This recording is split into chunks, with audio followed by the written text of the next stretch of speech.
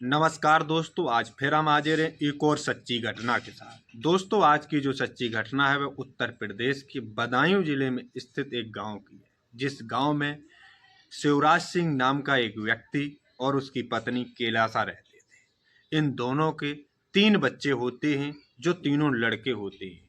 शिवराज अपने तीनों बच्चों की शादी कर देता है और अपन खेती बाड़ी करता है।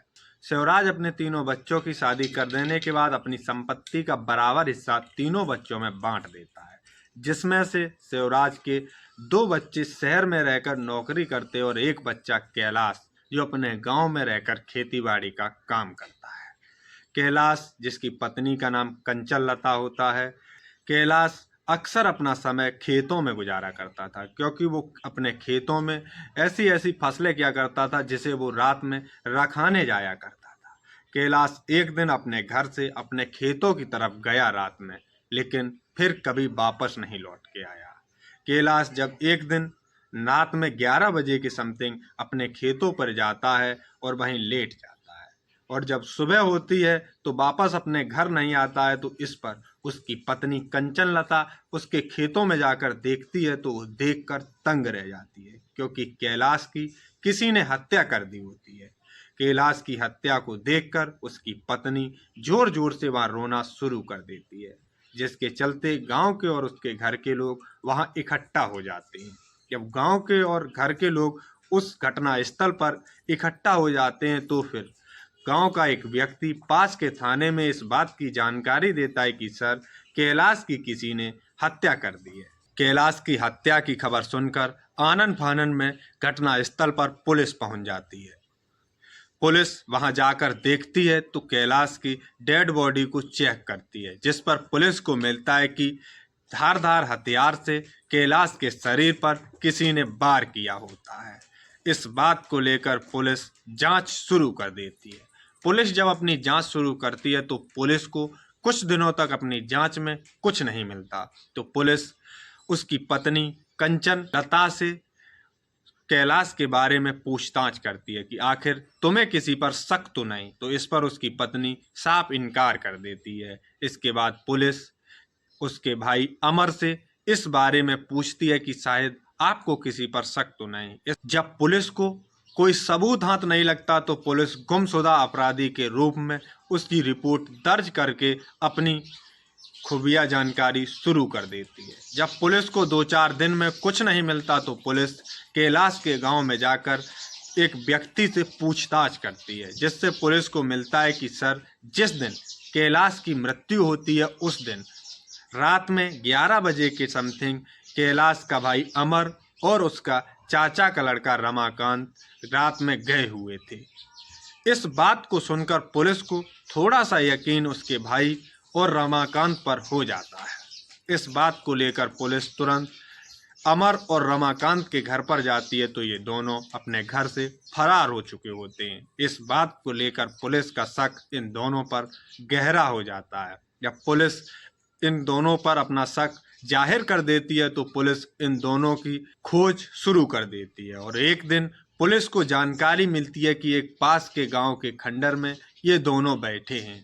पुलिस तुरंत वहां छापा मारकर इन दोनों को गिरफ्तार कर लेती है, और गिरफ्तार करने के बाद थाने में लेकर इनसे पूछताछ शुरू कर देती है। जब पुलिस अमर से कैलाश की हत्या के बारे में पूछती है, तो अमर तुरंत ही अपना जुर्म कबूल कर लेता है।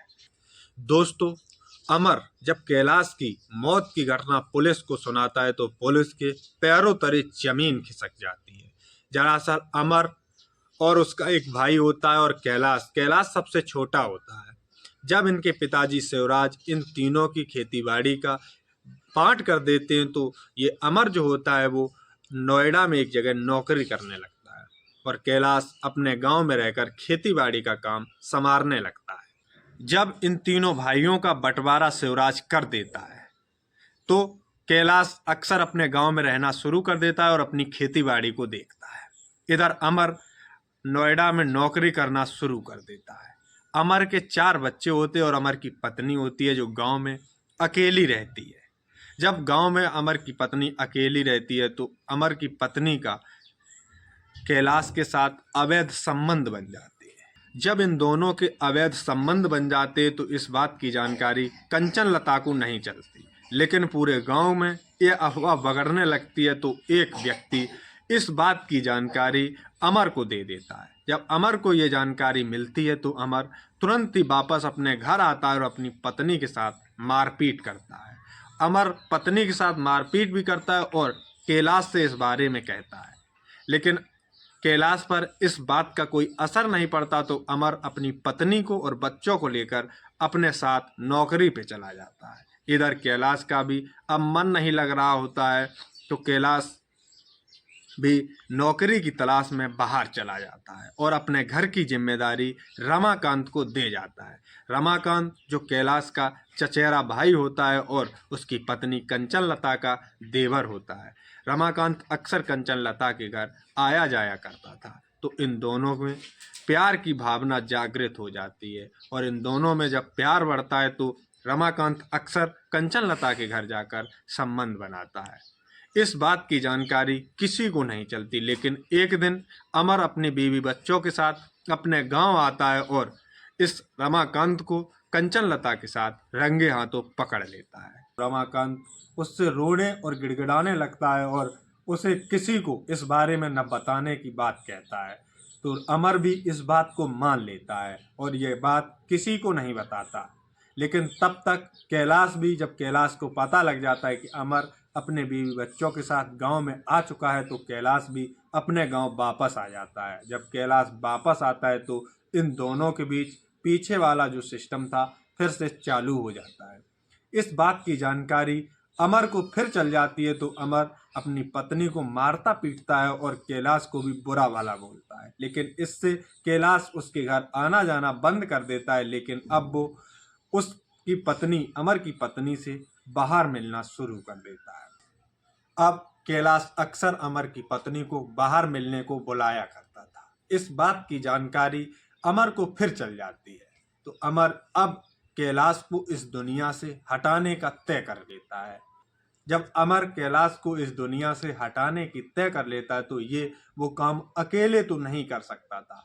इस बात की जानकारी वो अपने चचेरे भाई रमाकांत को देता है। रमाकांत इस बात के लिए राजी नहीं होता तो वो उसे अपनी चिकनी चिकनी बातों में फंसा लेता है कि अक्सर अगर कैलाश को हम इस दुनिया से हटा देंगे तो तुम्हारे भी बीच का रोड़ा खत्म हो जाएगा।